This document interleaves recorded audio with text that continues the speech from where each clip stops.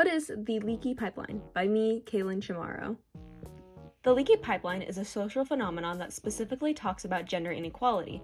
The term was coined by this guy, Clark Blickenstaff, in 2005.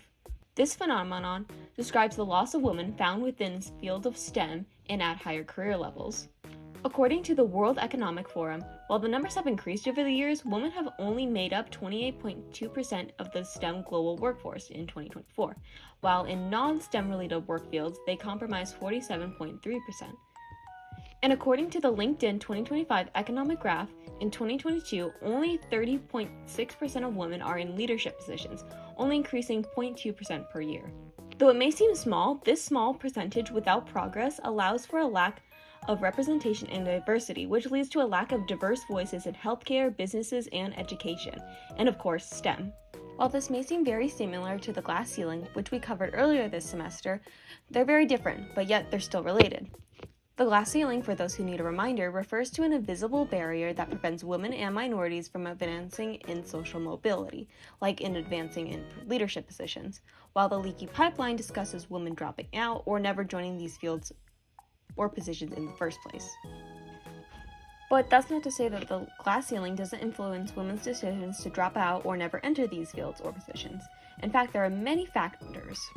These factors are often contributed to sexism and systematic issues, which legal scholar Joan C. Williams comments on. The factor of proving it again, where women need to constantly prove their worth compared to a male in the same situation where they don't need to prove themselves. Tightrope, where a woman walks a thin line of being liked but not respected, or respected but not liked. An example of this is that a woman being assertive is viewed as bossy, meaning she's respected but not liked, or presenting as submissive and feminine, you are liked but yet not respected.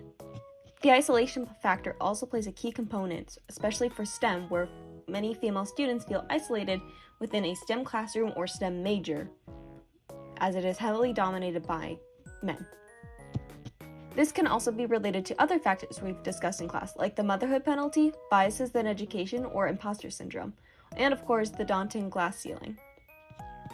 Lack of role models also plays a huge role, where women seeing men in higher positions or as scientists creates the idea that these positions aren't for them. Well, how do we solve this? I believe in a way we already are, through a modern social movement on social media.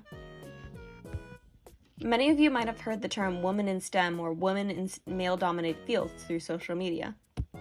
Social media has become a platform where women can find role models, where they can find community through shared experience that lead to many to have the strength, to have resilience to pursue their passions.